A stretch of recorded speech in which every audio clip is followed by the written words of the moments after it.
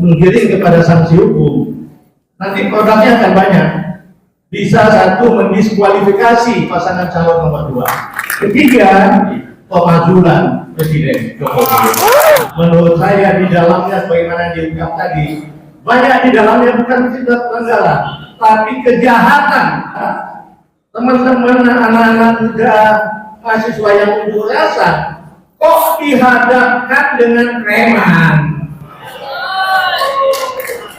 Kalau saya jadi TNI, saya mantu, itu tugasnya tentara, itu tugasnya polisi.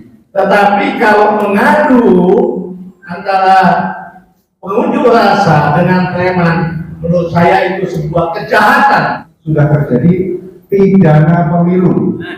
Pusat server itu harus di Pulau lain untuk dilakukan penyidikan. Nah, tidak perlu menunggu laporan dari para kontestan, dari masyarakat. Jadi saatnya lah Polri misalnya berperan.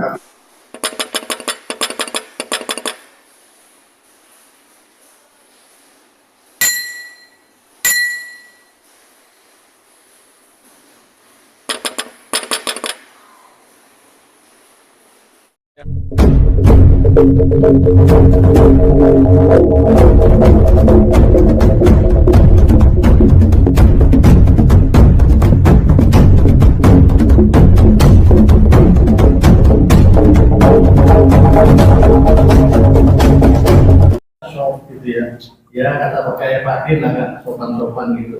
Memang bangsa Indonesia harus sopan. Tapi jangan sangka bahwa di dalamnya banyak makna-makna yang sangat dalam.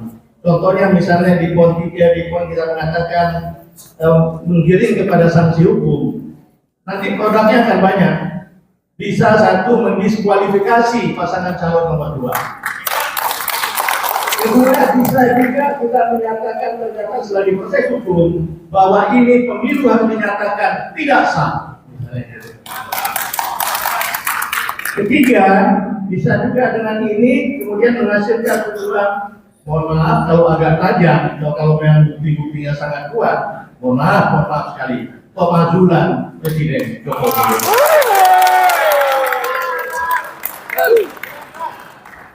Di PON ini juga semua menyentuh pelanggaran. Tapi jangan lupa, menurut saya di dalamnya sebagaimana diungkap tadi, banyak di dalamnya bukan tindak pelanggaran, tapi kejahatan. Nah, ini perlu diwaspadai bahwa meskipun bahasanya agak jinak, itu enteng-enteng, tetapi konsekuensinya daripada proses hukum itu nanti akan implikasinya akan sangat banyak.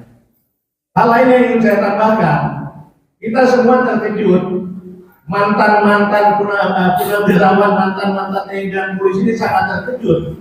Begitu belakangan melihat teman-teman anak-anak muda, mahasiswa yang unjuk rasa, kok dihadapkan dengan preman?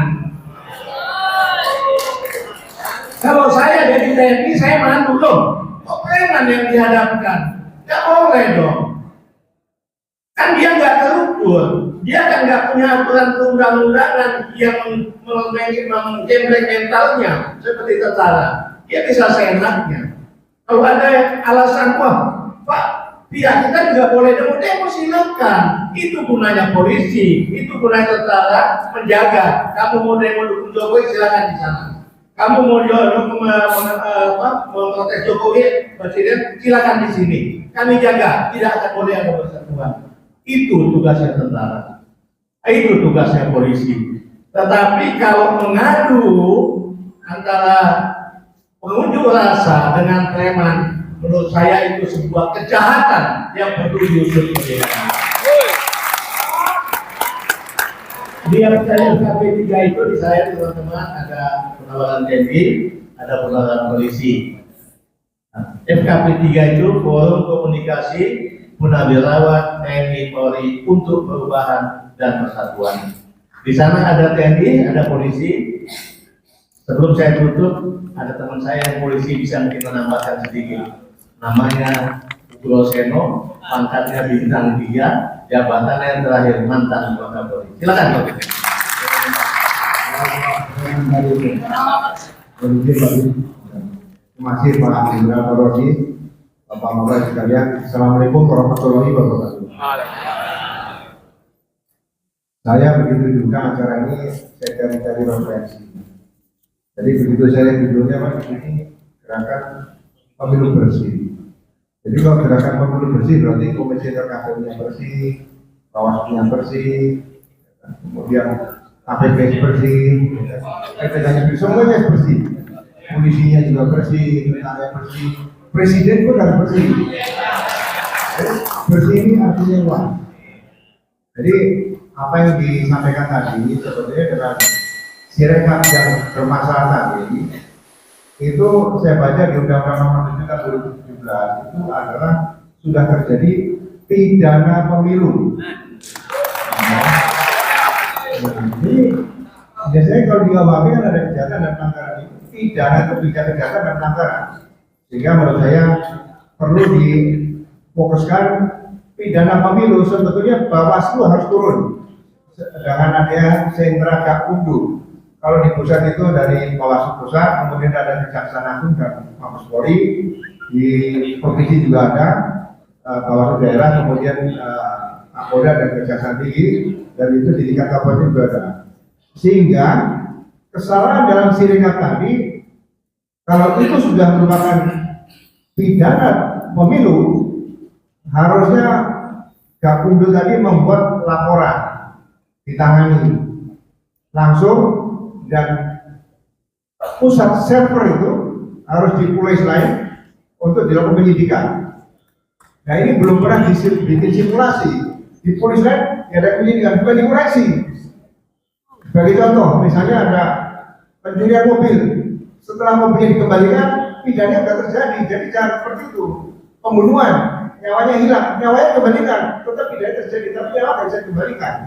Jadi ini analoginya kalau pidana sudah terjadi perbuatan itu, polisi ditindak. Jadi saya ingin membangunkan Gakumdu ini bukan hanya duduk manis di ruangan AC, tapi sudah bertindak. Tidak perlu menunggu laporan dari para kontestan, dari masyarakat. Jadi aktif atau proaktif ya. Jadi saya mengingatkan karena Polri yang saya cintai ini, ya, kalau dulu sebutannya Intel itu kan Intel Pampol, Intelijen Pengamanan Kepolisian. Sekarang namanya Intelkam, Badan Intelijen Keamanan Negara. Ya, di reserse juga ada namanya Amnet Keamanan Negara. Sehingga ini saatnya lah Polri misalnya berperan, tapi sekarang yang berperan adalah Gakumdu, 3 unsur tadi. Ya mudah-mudahan setelah saya bicara ini bisa diberdayakan maksimal. Segera bikin laporan, langsung tulis lain, periksa, panggil ahli, audit forensik di situ menguatkan. Langsung disidang seperti KPK, jadi jaksanya sudah ada, hakimnya juga hakim pemilu. Kalau ditambah lagi nanti di amandemen undang-undangnya nomor 7 2017 ada pengadilan pemilu seperti itu. Itu saja, sekian dari saya, terima kasih. Assalamualaikum warahmatullahi wabarakatuh.